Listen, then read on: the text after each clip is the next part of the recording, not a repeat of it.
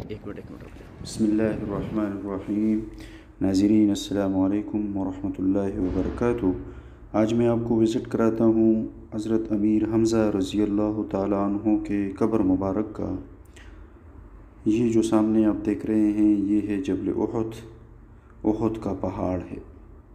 یہ وہ پہاڑ ہے جبل احد جس جگہ پہ نبی علیہ الصلوۃ والسلام نے ایک جنگ لڑی تھی جس کو ہم غزوہ احد کے نام سے جانتے ہیں۔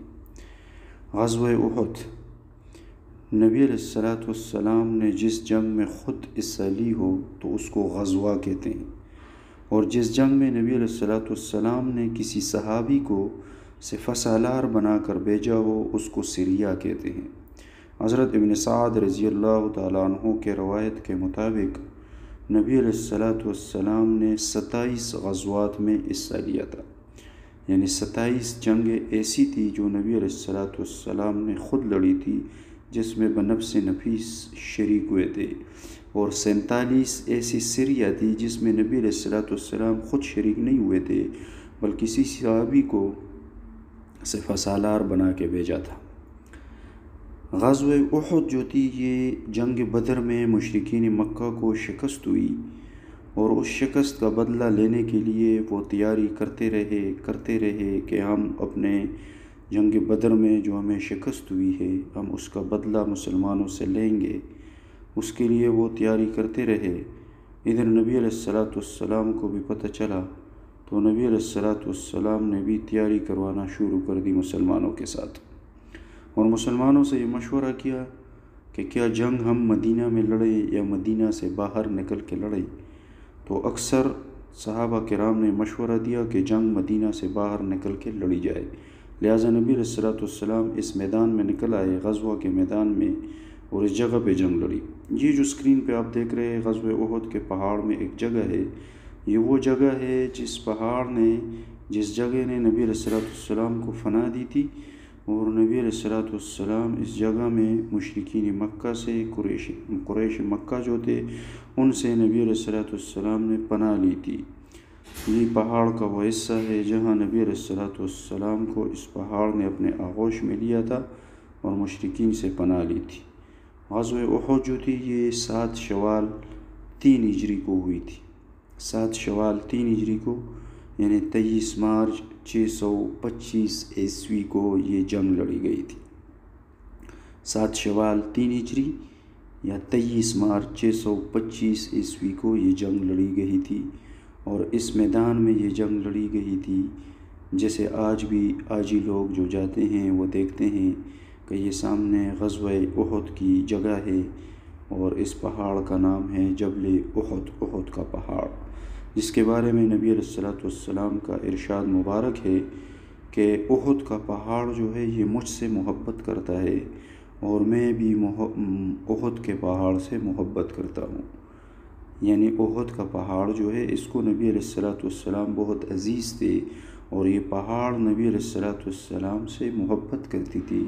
تو نبی علیہ الصلوۃ والسلام نے فرمایا کہ میں بھی اس پہاڑ سے محبت کرتا ہوں۔ یہ وہ نالہ ہے ناظرین جو آپ دیکھ رہے ہیں، میں آگے آپ کو بتاؤں گا، جس جگہ سے مسلمانوں کے اوپر خالد بن ولید رضی اللہ تعالیٰ عنہ اس وقت مسلمان نہیں ہوئے تھے، انہوں نے مسلمانوں کے اوپر یہاں سے آ کے حملہ کیا تھا۔ اس نالے میں سے گزر کے آئے تھے خالد بن ولید رضی اللہ تعالیٰ عنہ، اور یہ جو پوری ایریا آپ کو نظر آ رہا ہے جس میں آج آبادی ہے، کھجور کے باغات ہے، مساجد ہے، یا جتنے کچھ جو بھی آپ کو نظر آ رہا ہے اس احد کے پہاڑ کے دامن میں، یہ غزوہ احد کا میدان جنگ تھا، اور اس جگہ پہ نبی علیہ الصلوۃ والسلام نے تقریباً 1000 تعداد تھی مسلمانوں کی، 1000 تعداد کے مطابق تقریباً 1000 تعداد کے ساتھ نبی علیہ الصلوۃ والسلام نے مشرکین مکہ جس میں اکثریت قریشی مکہ کی تھی ان کے ساتھ جنگ لڑی تھی۔ مسلمانوں کا لیڈ یا سپہ سالار نبی علیہ الصلوۃ والسلام خود تھے، اور مشرکین مکہ یا کفار کا سپہ سالار ابو سفیان تھا۔ ابو سفیان بھی اس وقت مسلمان نہیں ہوا تھا، اور وہ مشرکین مکہ کا وہ کر رہے تھے، سپہ سالار تھے۔ اس جنگ میں مسلمانوں کو بہت زیادہ نقصان ہوا، اور یہ وہ جگہ ہے جس جگہ پہ یہ جنگ لڑی گئی، جو لوگ پھر رہے ہیں، یہ میدان جنگ تھا، اور اس جگہ پہ صحابہ کرام نے جنگ لڑی تھی اور بہت زور و شور سے جنگ لڑی تھی۔ نبی علیہ الصلوۃ والسلام نے کچھ صحابہ کرام کو ادھر ساتھ ایک پہاڑی ہے، میں اللہ کرے آپ کو دکھا سکوں، یہ سامنے پہاڑی، اس کو کہتے ہیں جبل روما یا کوئی عینین، جبل روما یا کوئی عینین۔ اس پہ نبی علیہ الصلوۃ والسلام نے عبداللہ بن جبیر رضی اللہ تعالیٰ عنہ کی قیادت میں کچھ تیر انداز بٹھائے ہوئے تھے کہ آپ لوگوں نے ادھر بیٹھے رہنا ہے، دور سے اگر کوئی پیچھے سے ہمارے اوپر حملہ کرے یا ہمارے خلاف کوئی بندہ آئے تو آپ لوگوں نے اس کے اوپر تیر انداز کرنا ہے، تیر برسانے اور ان کو آگے نہیں آنے دینا ہے۔ لیکن جب یہ جنگ لڑتے رہے اور جنگ تقریباً مسلمانوں کے حصے میں فتح ہوئی تھی، مشرکین مکہ بہت سارے بھاگ چکے تھے، اور وہ جو ہے نا کوئی ایک سائڈ پہ کوئی دوسری سائڈ پہ بھاگ چکے تھے مشرکین مکہ۔ تو مسلمانوں نے اپنے زخمیوں کو اٹھانا شروع کیا، یا اس طرح جو مشرکین مکہ سے مال غنیمت رہ گیا تھا اس کو اٹھانا شروع کیا گیا۔ تو اس میدان میں تیر انداز جو تھے وہ اس پہاڑ سے نیچے اتر آئے، جو عبداللہ بن جبیر رضی اللہ تعالیٰ عنہ کے کمانڈ میں تھے، انہوں نے اس پہاڑ کو چھوڑ دیا۔ یہ سامنے جو پل نظر آ رہا ہے، اس کے نیچے جو نالہ ہے، یہ نالہ، اس نالے سے خالد بن ولید رضی اللہ تعالیٰ عنہ ابھی تک مسلمان نہیں ہوئے تھے۔ جب انہوں نے دیکھ لیا کہ مسلمان اتر گئے پہاڑ سے، تو وہ اس راستے سے مسلمانوں کے اوپر پیچھے سے حملہ آور ہوئے، چونکہ خالد بن ولید اسلام سے پہلے بھی جنگی ہیرو تھا اور بہت بہادر انسان تھا، اور اسلام کے بعد تو پھر اللہ رب العزت نے ان کو سیف اللہ کا لقب بھی عطا فرمایا، نبی علیہ الصلوۃ والسلام نے بھی ان کو لقب عطا فرمایا۔ تو یہ وہ نالہ ہے جس نالے سے خالد بن ولید رضی اللہ تعالیٰ عنہ نے مشرکین کی کچھ جماعت لا کے، یہ جس پہاڑ پہ نبی علیہ الصلوۃ والسلام نے عبداللہ بن جبیر رضی اللہ تعالیٰ عنہ کو بٹھایا تھا، اس پہاڑ کے اوپر آ کے کھڑے ہو گئے اور مسلمانوں کے اوپر تیر اندازی شروع کی۔ یہ ہے مقبرہ امیر حمزہ رضی اللہ تعالیٰ عنہ کا، جس سے یہ جنگلہ آپ دیکھ رہے ہیں، جنگلہ چاروں طرف لگا ہوا ہے،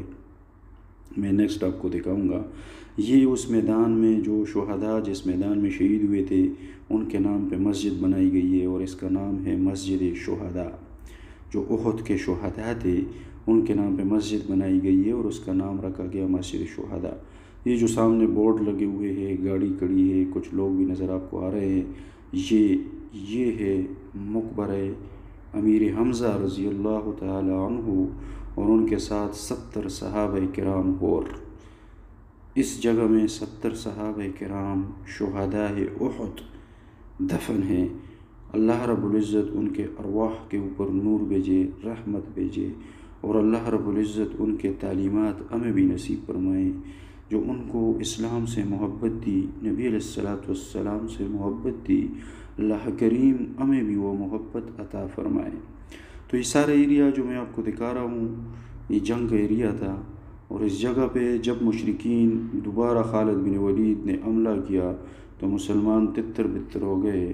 مسلمان کوئی ایک سائڈ پہ نکل گئے، کوئی دوسری سائڈ پہ نکل گئے۔ تو یہ وہ جگہ ہے جہاں پہ امیر حمزہ رضی اللہ تعالیٰ عنہ سمیت 70 مسلمانوں کو شہید کر دیا گیا۔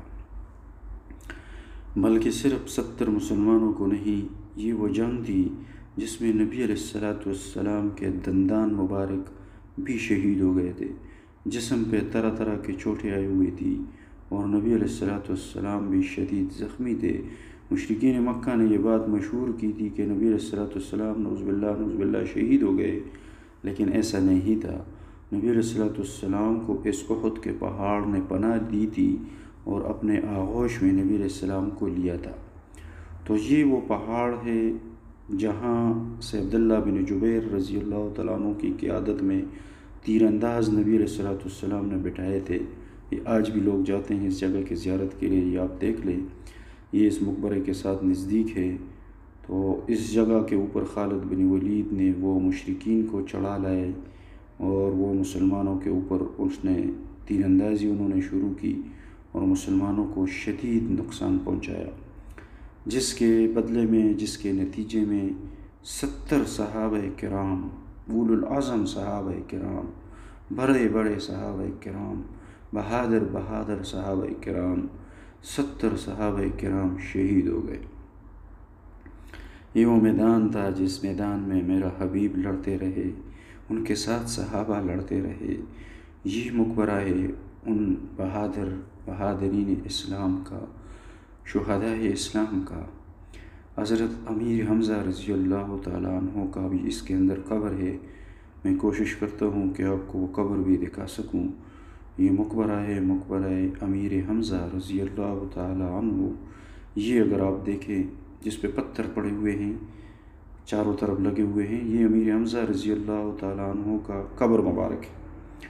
ایسے لوگ جن کے لیے اللہ رب العزت نے جنت کی بشارت دی تھی، مہر لگائی اللہ رب العزت نے، رضی اللہ عنہم ورضوا عنہ، اللہ ان سے راضی ہے، یہ اللہ سے راضی ہے، یہ سارے جنتی ہے۔ نبی علیہ الصلوۃ والسلام نے فرمایا، میرے صحابہ کا مثال آسمان کے تاروں کی طرح ہے۔ جس طرح آسمان میں تارے جلتے ہیں، چمکتے ہیں رات کے وقت، اسی طرح میرا صحابہ پورے عالم میں چمکتے ہوئے نظر آتے تھے۔ یہ ان کے قبریں ہیں حضرات، آپ دیکھ لیں کہ ان صحابہ کرام، یہ امیر حمزہ رضی اللہ تعالیٰ عنہ کا یہ قبر مبارک ہے۔ یہ الگ ہے بقایا صحابہ کرام سے، بقایا شہداء سے۔ یہ جنگلہ لگا ہوا ہے تاکہ اندر کوئی لوگ داخل نہ ہو، اور دیکھیں کس طرح کا کچا پڑا ہوا ہے قبر، اور کس حالت میں ہے۔ نبی علیہ الصلوۃ والسلام جب بھی مدینہ، کوئی صحابی جاتے تھے مدینہ شریف، تو وہ ان کی زیارت کے لیے جاتے تھے، اور نبی علیہ الصلوۃ والسلام خود بھی کبھی کبھار، یہ چاچا تھے نبی علیہ الصلوۃ والسلام کے حضرت حمزہ رضی اللہ تعالیٰ عنہ، نبی علیہ السلام کے ام عمر بھی تھے اور چچا بھی تھے، ایک ساتھ بلے پڑے تھے، تو بہت زیادہ محبت تھی ان کے ساتھ۔ اور جب حضرت امیر حمزہ رضی اللہ تعالیٰ عنہ کو شہید کر دیا گیا، وہ ایک ظالم تھا، جبیر بن مطعم کا غلام تھا، وحشی، اس نے جو ہے نا حضرت حمزہ بن عبد المطلب رضی اللہ تعالیٰ عنہ کو شہید کر دیا تھا، اور پھر اس کا سینہ جو ہے وہ چیر دیا، ان کا دل نکالا، اور ان کا جو کلیجہ تھا وہ ابو سفیان کی بیوی تھی ہندہ، ابو سفیان کی بیوی ہندہ نے حضرت حمزہ رضی اللہ تعالیٰ عنہ کا کلیجہ بھی چبایا۔ اس کو غصہ تھا۔ ہندہ کا جو باپ تھا وہ غزوہ بدر میں حضرت امیر حمزہ رضی اللہ تعالیٰ عنہ نے قتل کیا تھا اور اس کو شکست دی تھی، تو ہندہ کو وہی غصہ تھا، اور امیر حمزہ رضی اللہ تعالیٰ عنہ کے کلیجے کو نکال کر باہر چبایا، ان کے ہاتھ کاٹے گئے، ان کے کان کاٹے گئے، اور ان کے جسم کا ایک ایک پرزہ کاٹا گیا۔ نبی علیہ الصلوۃ والسلام نے جتنے بھی جنازے اس دن پڑھوائے تھے، 70 صحابہ کرام تھے، ایک ایک صحابی کا جنازہ سامنے لاتے تھے، اور نبی علیہ الصلوۃ والسلام جنازہ پڑھتے تھے، لیکن حضرت امیر حمزہ رضی اللہ تعالیٰ عنہ کا جنازہ، نبی علیہ الصلوۃ والسلام نے فرمایا تھا کہ حمزہ کا جنازہ